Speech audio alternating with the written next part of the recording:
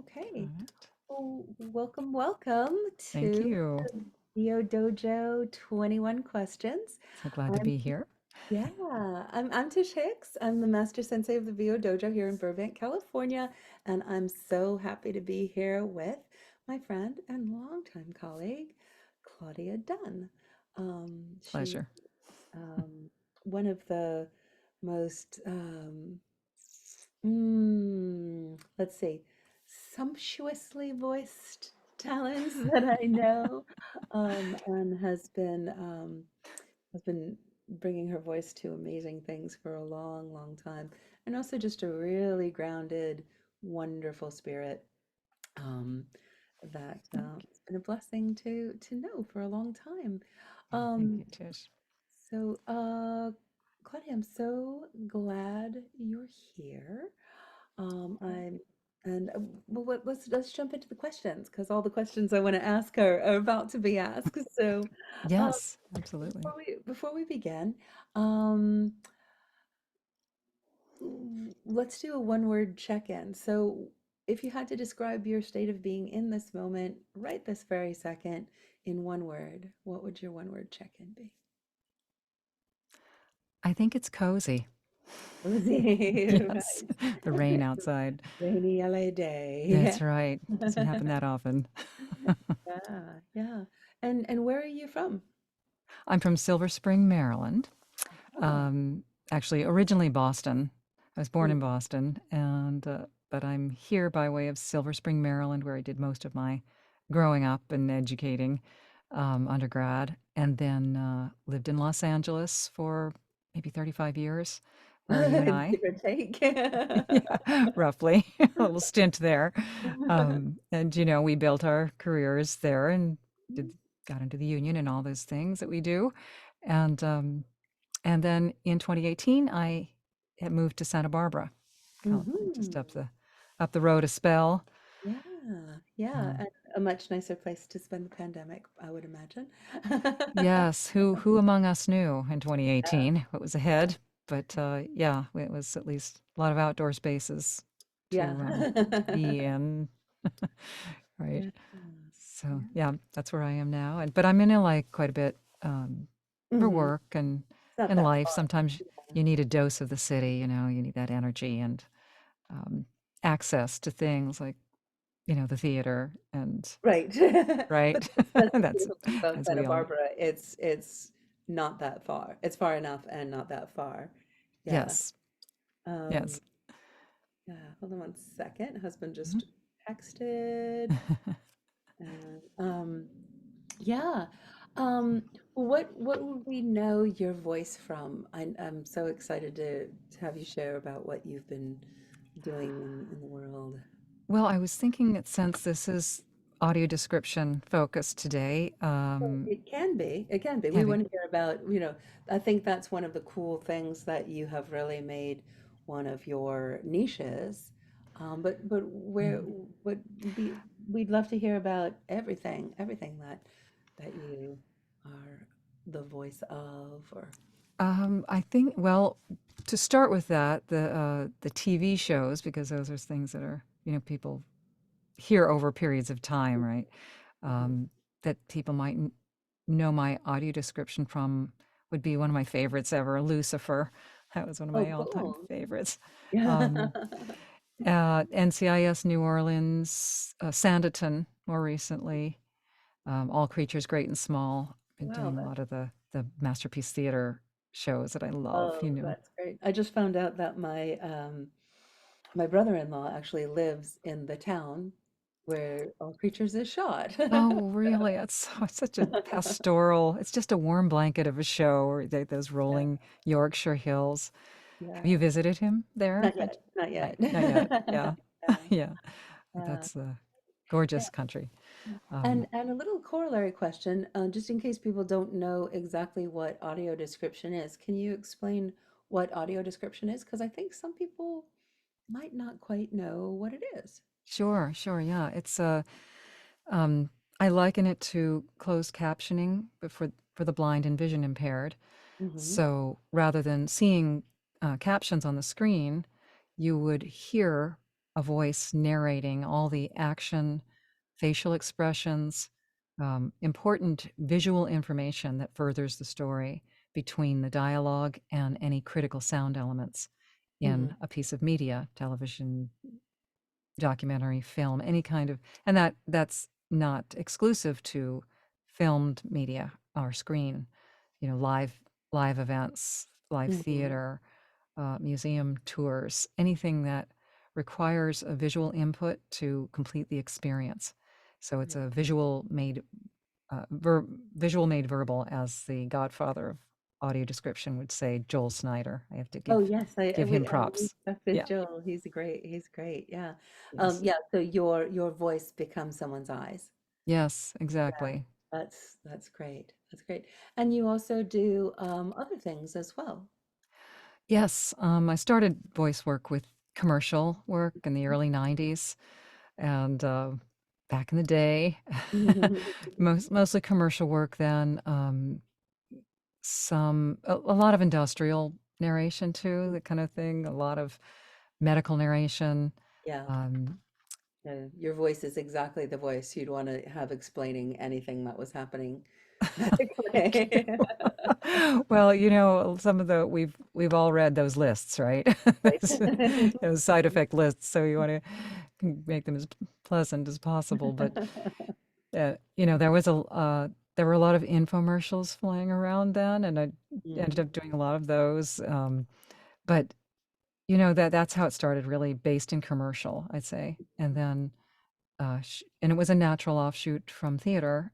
mm, My degrees are in theater and dance, and so I started on stage with a lot of musicals, um, and just continued that road, and then started taking some classes.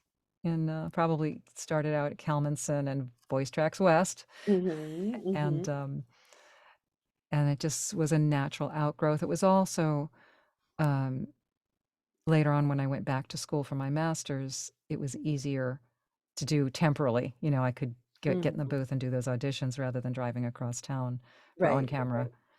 Yeah, And you know what that means, driving across town. It's like half a day, right? right, exactly. Exactly. Yes. So that that was a factor too. That all factored in the ease of life, right? Mhm, mhm, mhm. And you do audiobooks as well? Yes, I'm more newly indoctrinating myself in audiobooks, and studying with some incredible teachers. I just have such such respect and admiration for. It's really a marathon, Mhm, experience, and the acting chops. Um, so I'm just really grateful that we have so much. We have access to so much in the way of education, mhm. and it's run differently, because it's the publishing industry rather than Right, right, right. It's who you can reach out to, right? Who you can right, contact that exactly. you would never do in commercial land, and Right. It's its own little microcosm of voiceover. Yeah. right, right. Yeah. Um, so I think you just answered this question. How long have you been doing VO?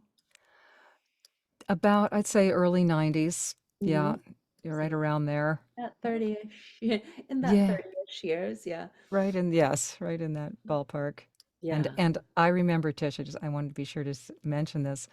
One of the first classes I took at Kalmanson with Kathy was she played your commercial demo as an example. Oh, wow.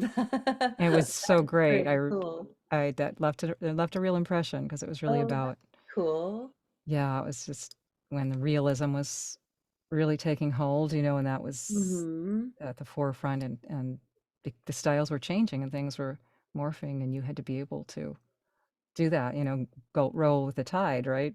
Yeah, yeah, yeah. To stay relevant, didn't it? So it was such a wonderful example, and I Oh, always remembered that, and just that's wanted to, super cool. That's super yes, cool to you hear. left an impression. Yay, inspiring people for decades. That's Yes, absolutely. great.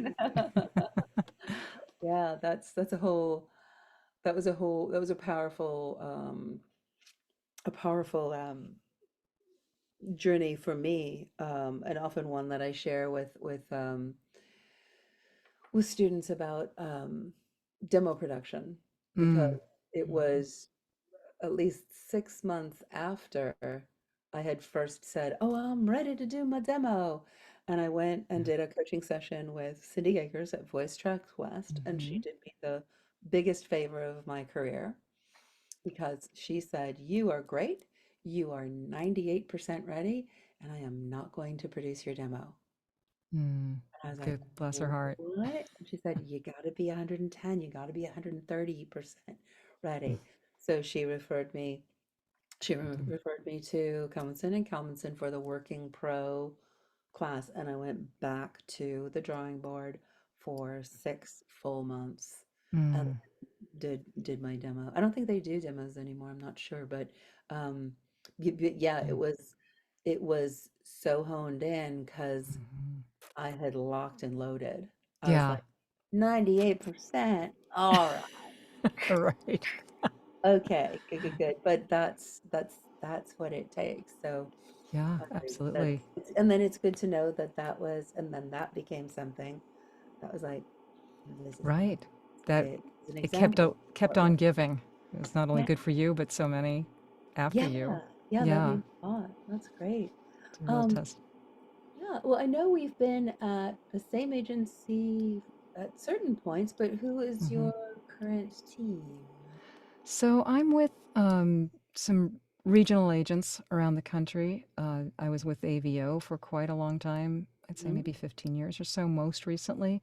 I'm not with them anymore any longer. Um, and things have changed. I tend to get more auditions from directly from uh, casting services. mhm. No, none of the pay to plays, but Right. yeah, but just relationships that we've built over the years. Right, you have the Hmm. people who know you and go to you. Yeah, that's the beauty of doing this for a long time, isn't Yeah, it? exactly. You build relationships and trust that Mhm. people know that you're going to work with them as a professional and get the job done and Yeah, be pleasant in the process and exactly. right. Exactly. Yeah. Yes. Yeah. And what is your current setup?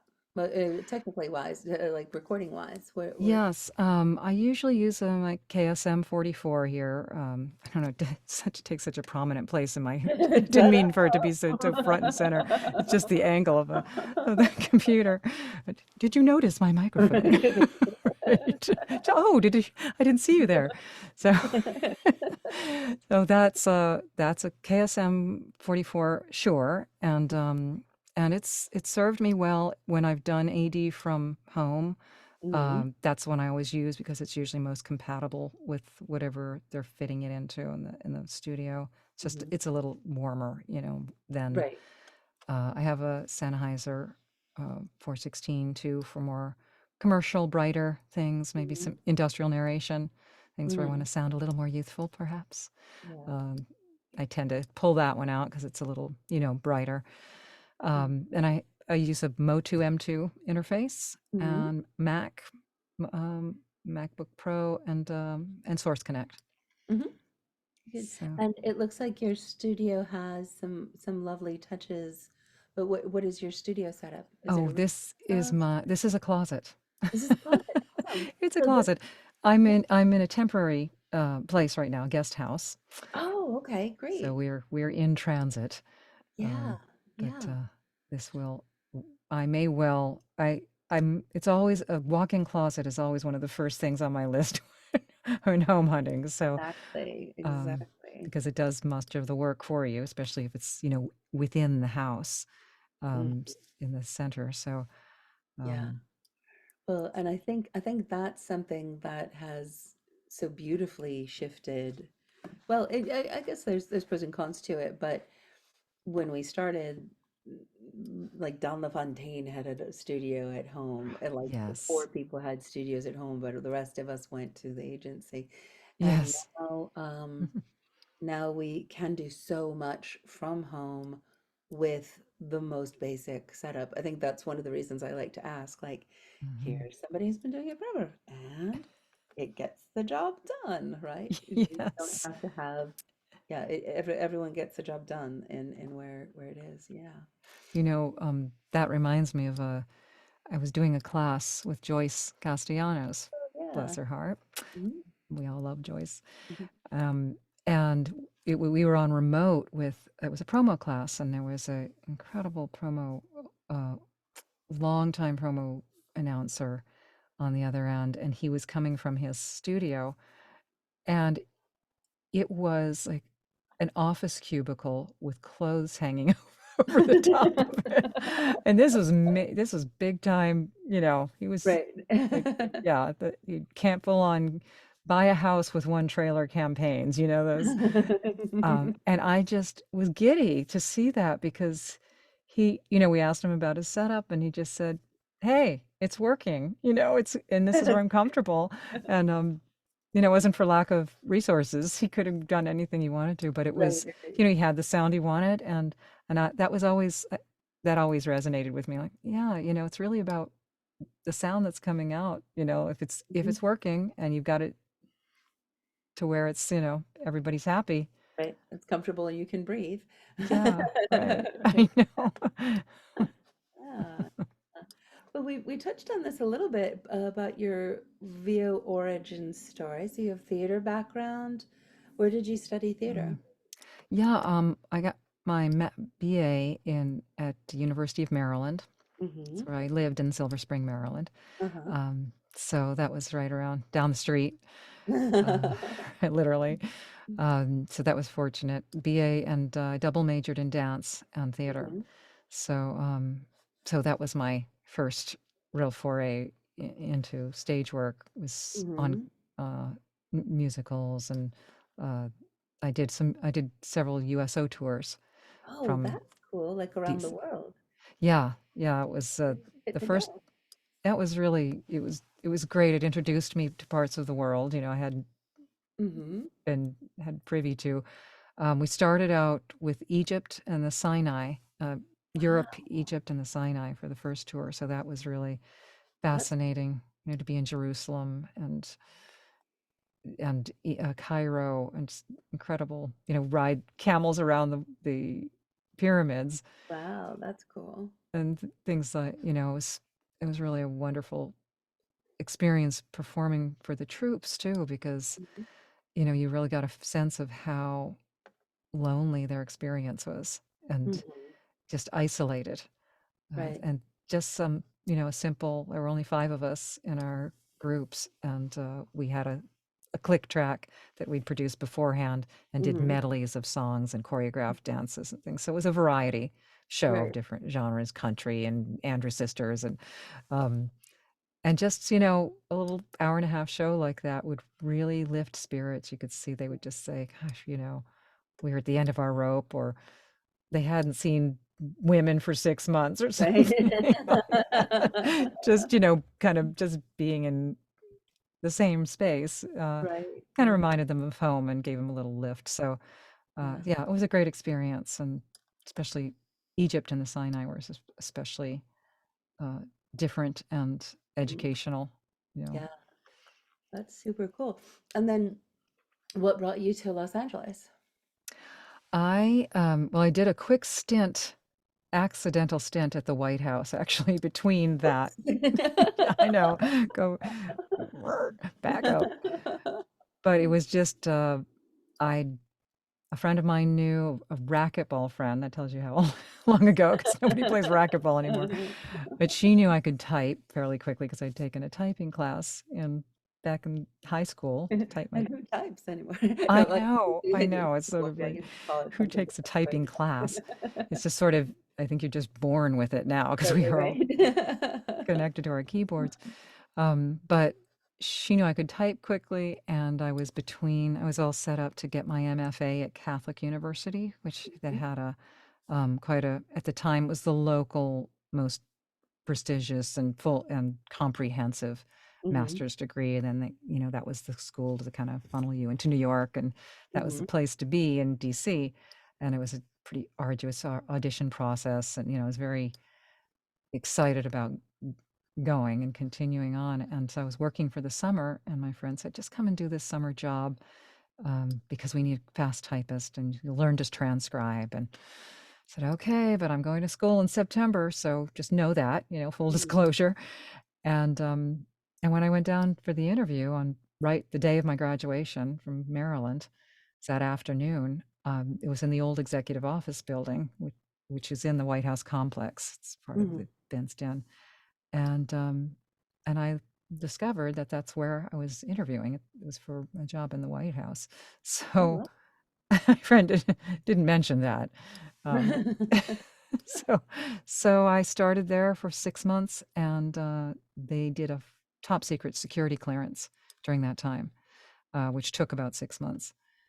And at the end of that time, they offered me the full-time position, and I was torn because I had this plan, right? I was on my actor's plan, and Right. I was driven and focused, and I went to the priest. I'm not Catholic, but he was who I was doing my work study with, and he was the teacher there at Catholic U, and I asked him. I said, "This is my dilemma. I know I'm."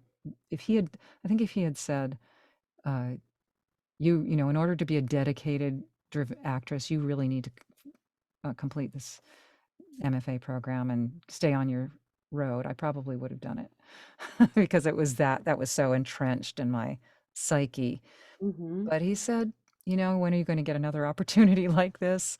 Go see the world, live, and you don't have to audition. You want to come back, which were the magic words, right? Didn't Oh, have to. wow. Wow. He So he said, "Go do something else and come back and do this if you want." he did. He said, bring that experience back with you. It'll only make you a better actor, and you don't have to audition again, which were the words I really wanted to hear. That was the inspirational part. So Oh. he kind of gave me permission, in a way, or I guess I needed that at the moment, Mhm. and so I did. So I did the job. I was there for the last couple of years of Reagan, Oh, wow. President Reagan, and then a couple of years of Bush Senior, and then Wow. it was time. You know, Mhm. I needed to pass the torch and move on and follow my path. Mhm. So it was just something I decided one day. We were in Rome and I was bored and I thought this isn't right. This is someone needs to be in this space that is excited about it and Right, right, right. wants to be there fully. So I left after 4 years and packed up the Toyota Corolla and drove to LA with a girlfriend. Did Wow. that. Wow. That's culture shock. Yeah. Yes, it was. Anyone who's, you know, started again and created a new community again and can attest to that. It has Right. At its. least you were well versed in the politics part, right? Yes, it's kind of right. It's kind of the DC, Hollywood and DC sort of have this, romance, right? Right. Similar engines driving them, I think. Ah, yeah, interesting. And so it was on how far into your journey in LA did you discover voiceover? I know you said you kind of happened upon it. Am I remembering correctly what you said? I'm sorry, I didn't hear that last part. Oh, just like where in your how long were you in LA then you discovered voiceover? Yeah, I got out here about in '89, Hmm. and I ended up actually, all things keep leading to Santa Barbara because I ended up Interesting. going to Santa Barbara, coming here for Hmm. 2 years. I joined a small equity house up Hmm. here called the Ensemble, which is now thriving. I was so happy to see that when I Oh, came that's back, exciting. because that's not Yeah. usually what happens to Right. 99-seat black box theaters, right? There's another direction, but it was infused with a lot of, local Hmm. resource, and so I'm happy to see that. But I came here and I did lots of theater here, and I met an older friend. Bless her heart, she had done a lot of theater in New York. She'd done the first national tour of Fiddler, and Hmm. she was a I really had a lot of I learned a lot from her and watching her work and doing scene work with her. And she had studied with Michael Shurtleff, Oh, wow. and his book Audition had been one of our textbooks in Right, the right. undergrad. So I'd always kind of fantasized about, wow, I wish I could study with him. And she kind of gave me a a talking to one day and said, you know, if you're serious and tick, tick, tick, you need to really study in LA or New York and Mhm. be there, you know, and you need to study with Michael Sherliff. That was Mhm. her because she'd been with him for a couple of years, and so he was teaching in LA, and I went down to LA and started taking his intensive classes, scene Mhm. study, um, for the summers during they were 4-month long classes, and then by the end of the second year I just said I've got to come back here. I've Mhm. got to give it a full on shot. Mhm. So with that, like like you went back and did for your demo, I Right. felt more ready Yeah, to yeah, yeah. take on the city and the energy of it, and knew more people too, Mhm. to feel like I had a bit of a community, to kind of build some community. Yeah. And so then how did you get to VO? That was really a long-winded answer, and I never answered your No, question. I'm no, it's sorry. okay. It's okay. It's but I love like I think, one of the things that I think the there are some times that it's a straight line, and oftentimes that it's like, whoa, whoa, just to let everybody know that wherever you are, it's okay. You can get there, and yeah. So I think it's fascinating to hear how did what are people's origin stories. So Oh, well, thank you for your patience. I with my circuitous answer. Mhm. Yes, so I got here in 89, and I probably started studying VO about 92, Mhm. take first classes and things. Mhm. Yeah, yeah, cool. And then let's see. What would you say are the top three ingredients in your successful, sustained voiceover career? I think one of the main ones is being willing to being willing to be uncomfortable and Mhm. to try new things and to sound stupid, look stupid, you know, not Mhm. be, feel I'm in full control, because that's art, right? That's how we create, that's how we discover, it's how we grow. Right. And I think that willingness that I've had to remind myself of, Mhm. regular intervals, but um, ha- trying to bring a beginner's mind to things, and Mhm. you know realize that there's so much to learn in every situation, and there's no way you're anywhere close to knowing it all. Yeah. Yeah. Because that can put such blinders on, and that it's Beginner's mind is one of the rules of the dojo. ah Cultivate beginner's mind is the fifth rule of the dojo. Yep. there you go, very wise words. Yeah, yeah, Yeah. that keeps you So being okay with being uncomfortable, beginner's beginners. mind. Also, as we talked about before, continued study. I Mhm. just feel, and that takes a lot of, like, that's a big umbrella, right? It takes a lot of forms, workout groups with friends. That is so pivotal, I think, especially in those early years, because I got to hear other people work, hear Mhm. them take direction. Because, when you're in it, you can only focus so much on what's Yeah, happening because you're doing it, you're processing, you're ex listening, exactly. Yeah. So hearing other people work was just invaluable in the moment, and then trying and then doing mine right after in that same space and that Mhm. same, air. Yeah. Um, and supporting each other that way. I mean, that also is so, you support yourself when you support other people, Right. because we're all in it together. As cliche Exactly. as that may sound, it's just the truth. Mm. That's the reality. And if you try to, you know, be an island for whatever reason, I don't know Mhm. why that would be enticing, but if, say someone Yeah. wanted to do that, I think you really, rob yourself of all the joy in connecting, through the work, through all that goes into the work, through the challenges. Yeah. That's when we really need support, and Right. right, need to provide it and lift each other up. So I think, absolutely, that kind of continued pursuit of staying relevant Mhm, mhm. know what are the current trends, right? How do you know if you're not, okay, you're listening to the radio, but still maybe you don't hear someone who's like you know, maybe Right. you need to really hone in on what's happening now in the industry as opposed to 5 years ago or even 1 year Right. ago. You Mhm. know, things changed quickly, and to stay current with that and be pliable enough to adjust Yeah. and willing to make those adjustments, not doggedly holding on to what worked before. You Mhm. know, Yeah. that's a journey in itself, I think. Yeah. Yeah. Well, and I think, the a lot of what you just said is exactly what the dojo is about. We learn with and from each other and accelerate from that, right? That Hmm. the efforts are amplified. So that's really good.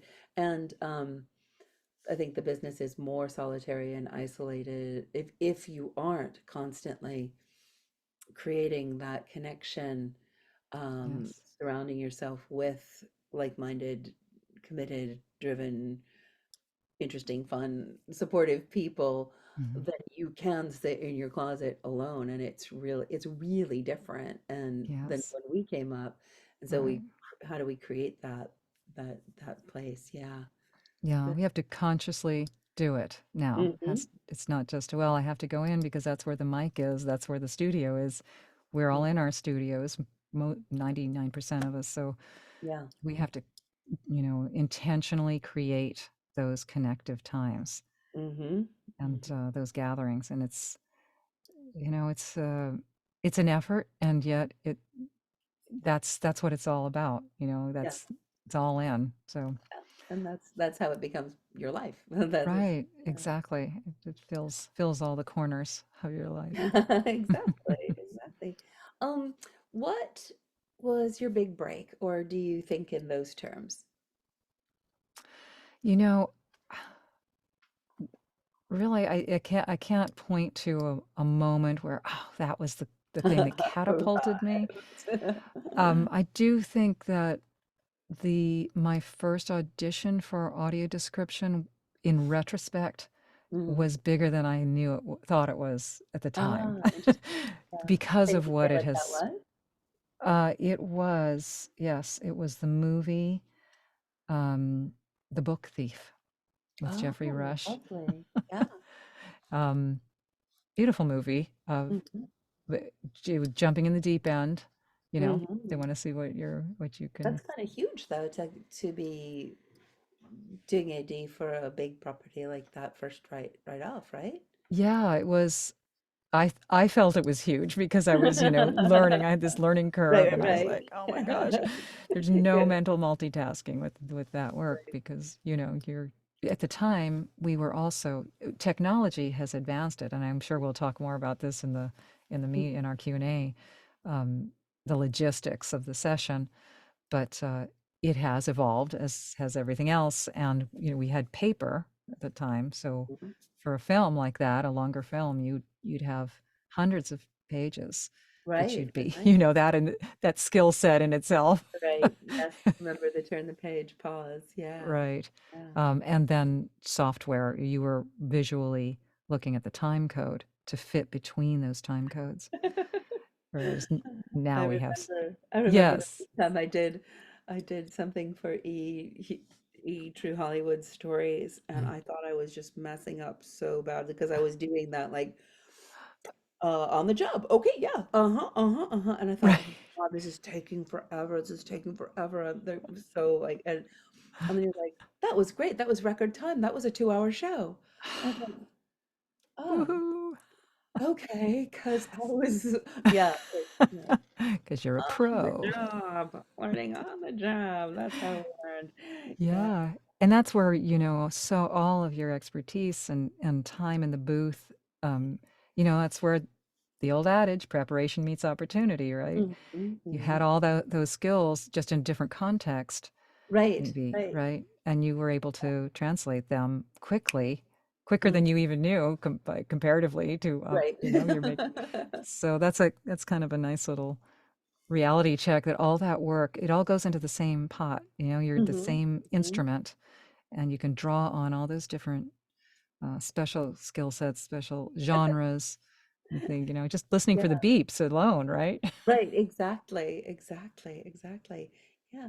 Now, how long is it from you starting your voiceover career to making your full-time living in voiceover? I think this is a very important question because I think we all just go like, and then I started, and then I was just doing this all the time. And the people that may have gotten a big break, then sometimes, like, oh, I was doing this and I was making enough money and I quit my job, but then it might not have been the sustained part, right? But how, Right. how long from how long from when you started VO to making your full-time living? Oh, years, years. Because when I started, I wasn't doing it full time. Hmm. I was still doing on camera when I started studying VO, Hmm. so um, I wasn't fully all in, with it. Um, I'm trying to. I'm going to give you as an accurate an answer as I can. It's all messy, like life. Right. Uh, um, I, gosh, I'd say I really went more full time after I went back to school. I went back for my master's right after the strike, Oh, 2001 interesting. strike. I think Your it was master's 2001. was in, Um, master's in occupational therapy. oh wow. So I you went. went, oh, I went another in because direction. while I was doing voice work, I was also doing shiatsu massage. That was Oh, something that's I right. That's loved, and I did that for over a decade. right. So it's hard to tease out, what BO was Mm-hmm. bringing me and what shiatsu was. Sometimes it would be, I could say honestly that VO was supporting me, and then other times not completely. I needed that cushion. Okay. Right, right, S- right. So yeah, so I was doing shiatsu during that time, and when the strike happened, I thought, you know, this could happen again. It dragged on, as we know. So I thought I better give myself.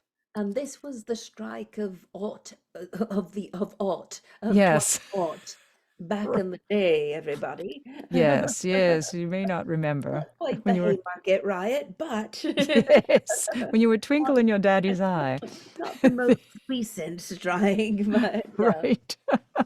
Around the fire, the why elders we speak have of to. this. So, Why yes, this we was a had to go on strike again, because r oh. right, we were hoping that was the last one, but no. Yeah. So, um, So yeah. so this is sort of segues into the next question. What else did you do while you were on your way to full-time VO? So you were continuing on camera, you were Mhm. doing shiatsu, you were a massage therapist, and Yes. then Uh, what else? and then, after the strike, I went back to school to get my degree in occupational therapy because it was in the healing. I wanted to stay in the healing Mm-hmm. arts, the healing realm. I liked being part of that therapeutic process. It was very gratifying for me too, Hmm. and felt like it was something I was doing that gave back. And it was also, a very stable career. Right. Hmm. So, so I did that, and I don't think, and then right around, it was about a little over 10 years ago that I first started doing AD. Hmm. So that was kind of, I got to do less and less OT and more VO with AD, and uh, All kind of took a little, yeah, fine. started filling, um, and then once we moved here, I didn't practice. I stopped practicing OT. I was always, it was always with a mind to support my voiceover work. I Right, went right, back to school, so it's something I could do. In fact, do you remember Doug Rye? right. Mhm. Friend Doug Rye. I was Yeah. in his workout group, and he had suggested to me one day, I have a friend, and he's an occupational therapist, and he works part time, and then he just goes and does a session, and then he does a little part time, and so he had kind of planted that seed, Mhm. and it was always kind of with that mind to support the art, because the other benefit to it was not to attach too much weight and gravity to the work. Right. didn't want to sully it that way or have that, desperation attached to it for Mhm. making a living or just the bread and butter. Right. Um, and it gave me that freedom to just to also be more selective about what I was going to do and pursue too. So there were a couple of benefits to that. Yeah, yeah. And now is AD your full income then? Like, or are you back to voiceover being what you do? Voiceover is now not all AD, Hmm. but Right, right, right. But that's voiceover, yeah, yeah. voiceover, yeah. So Hmm. knock on wood. And Yeah, then that's I brought audiobooks in. So hmm that's another, you because know, you're always diversifying your portfolio. exactly. You know all about it. And Yeah. that's a beautiful thing. And that's something it offers opportunities that other types of voiceover don't necessarily. They all have their benefits. So, and it's very conducive to doing at home, working at home. Mm-hmm. So, Yeah, uh, so yeah, so now it's all VO, and that's good. yeah, great, a lot of gratitude there It's, for it, that. it, it is good.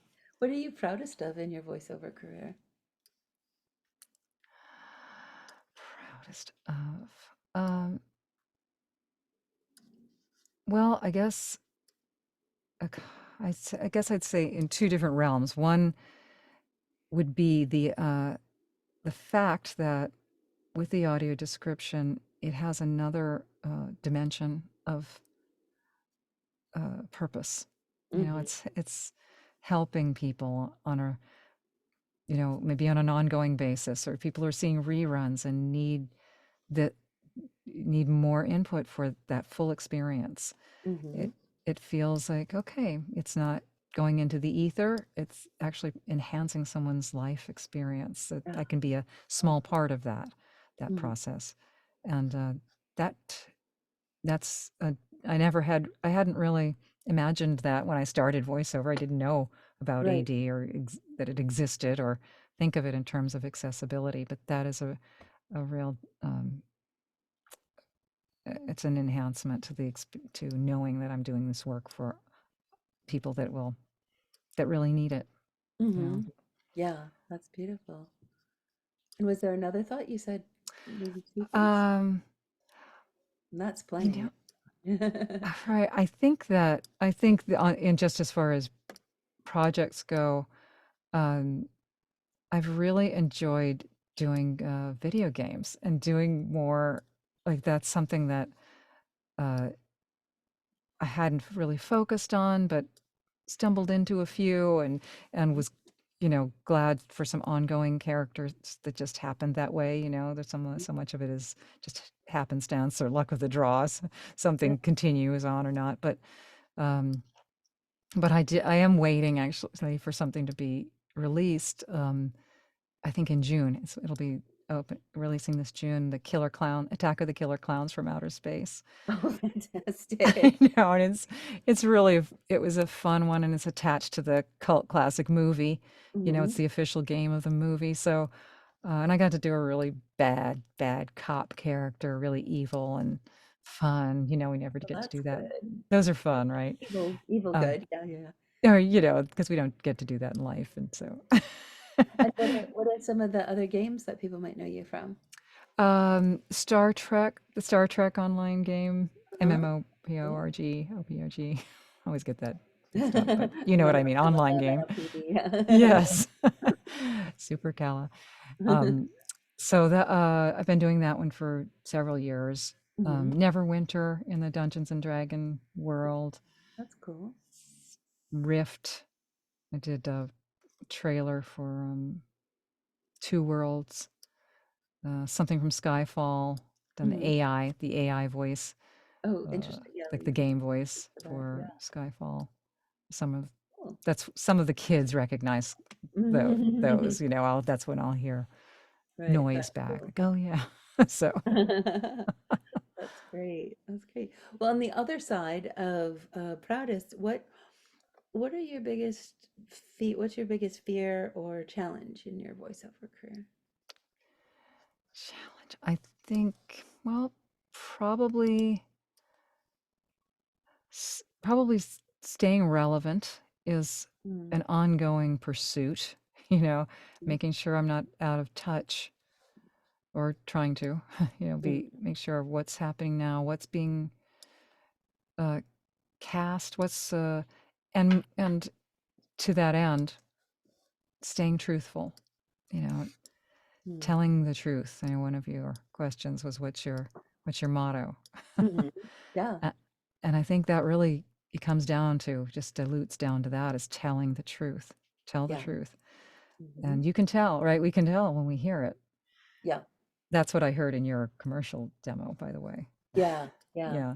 That's one of the rules of voiceover. We have the rules of Dojo and rules of voiceover, and share your Hmm. truth is the number one, is the first rule of voiceover. So, Yeah.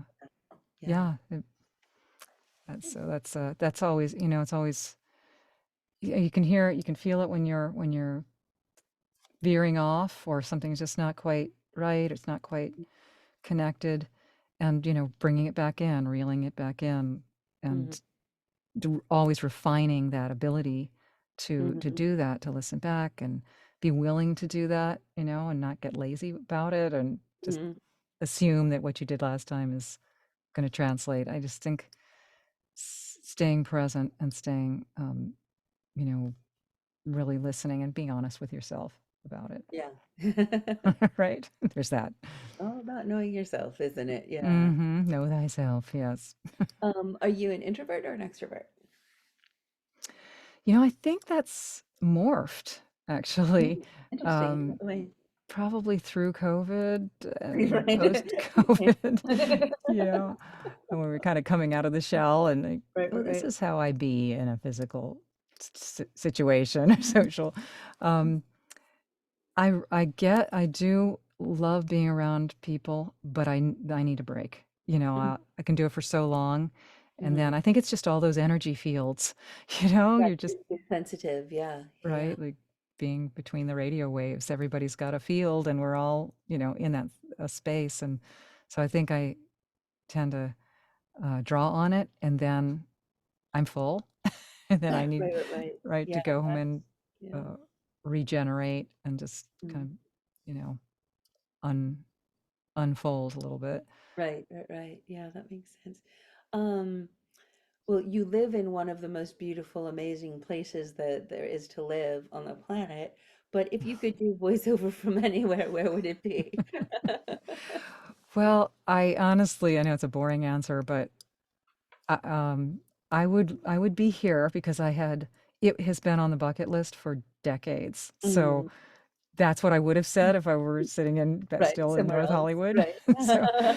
So, but I'll just augment it by saying in my newer, more forever home, not in a Mm, temporary place. So in my right. new booth in Santa Barbara, Hmm. that's where, because I like being here because I can also come down to LA and Hmm. be there too and see my people too, friends and our world. Yeah. Ah, good, good. And you shared your motto, which Mm. is tell the truth. What does your typical day look like? What's a VO, what's your VO practice, or what is a typical day like for you? Well, if I'm working in LA, which Mm, uh, could that be. that Hmm. could be a typical AD day. Hmm. Um, I let's say it's a 9 o'clock session. I'll get up at 6 or something, about 6. I push it. That's pushing it. Right. Give me an hour to get ready and do all the vocal things. Gargle with salt water. Use vocal mist, Hmm. like a nebulizer. Um, I'll do I do vocal warm ups like for a big chunk of my drive down. So I'll Hmm. do it with there's a woman named Nick Redman who has great vocal warm ups for in the audiobook community, but for everyone, it's just Hmm. it's the voice, right? So she has a lot of great YouTube videos that I'll tend to use. I like her style and Hmm. comprehension. Um, and of course, tea, lots of hot tea. I do throat coat all the time. I know there Hmm. are varying beliefs about throat coat, and some people can't stand Mm. it's an acquired taste. Right, right. But I've grown so accustomed to it, and I'll put some lemon in it too.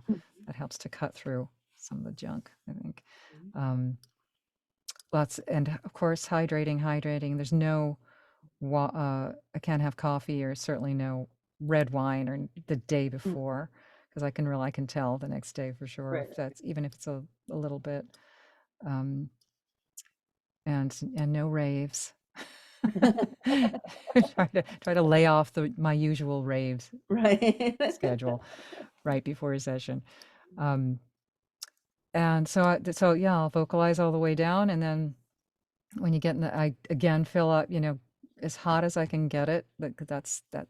I just during the session, I'm constantly Mhm. just taking sips and How long water is the and usual, how long is a usual audio description session? for let's say right now I'm doing a show called Fire Country on CBS, Hmm. and that's with commercials, it's about maybe 47 minutes of airtime and AD. So that can take the shortest I've done a 1 hour show is maybe 45 minutes Okay. to 2 hours. Okay. So it Hmm. depends on how much rewriting they're doing during the session, um, who the director is, and if there are proper names or places that have to be researched during the session. Hmm. But with an ongoing series like that, it ends up, you get a rhythm with it because you know all the characters' names Right. Right. by the second session. Mhm. And if it's set in America, English first language, then you don't have difficult names or places to pronounce, so Right. you're not struggling with that. That's like you asked about the biggest challenge in the past, and that's probably it with AD, Pronunciation. which is Yeah. um, a subtitled film that is also that is by definition a foreign film to Hmm. English speaking um, Hmm. consumers. So, but I had a Chinese film that really put me through my paces. That was probably the most challenging because of the nature of reading cold. Because all AD is, at least what I do, is ice cold reading. You don't get Mhm. the script ahead, and you would be filtering through many pages of script. So Mhm. you know how your eye grabs the first letter of the next word, as Right. as you try to make sense of it. But with in Chinese or other languages, that first letter doesn't represent the same sound as it does in English. So you have to make that extra step of adjustment while you're cold reading. So Right. Right. Right. Yeah. yeah. And when you're doing a show, so you would drive down just for a 45-minute session, or do you do several episodes hmm at a time? Usually it's one for those current weekly session Mhm. shows because there's only one in production Right. Right. and Right. only Yeah. one ready to do. Every if I'm doing back copy, sometimes if things get slow, Mm. we'll do older shows that have been requested, popular shows or older seasons of shows that were not audio described. So in that case, and during the pandemic, for example, where everything was remote, Mhm. and I did things wild without a director Mhm. during the pandemic, I did a lot of uh, classic films.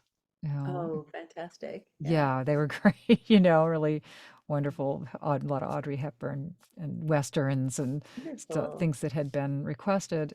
Yeah. And ironically, they may well have been audio described by some other licensing entity, but because there is, as of today, not a central hub for audio description, which is, there are efforts being made as we speak for this to happen because it's so Mhm. pivotal to accessibility. But Mhm. uh, for example, I did Lucifer for Fox for 4 seasons, and then it switched over to Netflix, and they re-described those first 4 seasons Oh, wow. because of licensing. So, and then they Interesting. had, yeah, so that's one example, but that goes across. If I do, like I did the movie The Holdovers recently, Mhm. Mhm. but that doesn't necessarily translate to the DVD of The Holdovers if anyone's Oh, purchasing interesting. those anymore. But some because of licensing, it might be redescribed. So there's a lot of overlapping work and resources that doesn't need to be, as long as you Mm, have a quality description initially, as long as the reason isn't because it's subpar.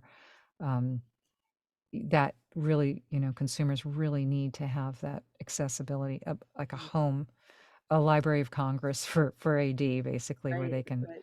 Well, it go to a seems like central there'd hub. be financial benefits to that as well, rather than redoing everything, but Right. It's just that everyone has their own. It mhm, has just, it's catching up to that, and I have faith that it's going to happen. There has been a foray into AI audio description, which mm, I know. Can you imagine? Talk about sharing the experience. I mean, the whole point is to give it a more three-dimensional human right, right. experience. So how ironic, right? The house was black. Yeah, Yeah. wow, yeah. But that's a whole other conversation. That's a whole other conversation. Yeah. Staying relevant. Yes, yes, yes, yes. Well, this is cool. Here's the last question. Yes. Knowing what you know now, what would you say to yourself at the beginning of your career? Hmm. Gosh, so many things. I think we may have touched on it before with diversifying. Hmm. I think that from the beginning, that gives you a pardon me, a safety net. You feel you're grounded.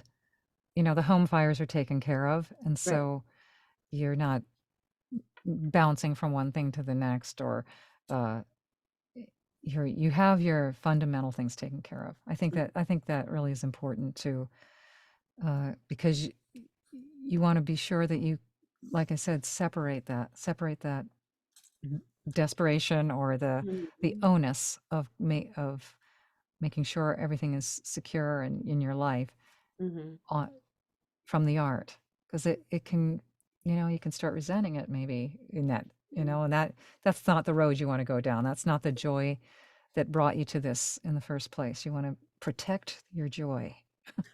Protect Yeah. your joy. Yes, absolutely, absolutely. Because it is one of the reasons that we get into this work. That it Right. is joyous. It is super fun. It's awesome to work with Hmm. great people.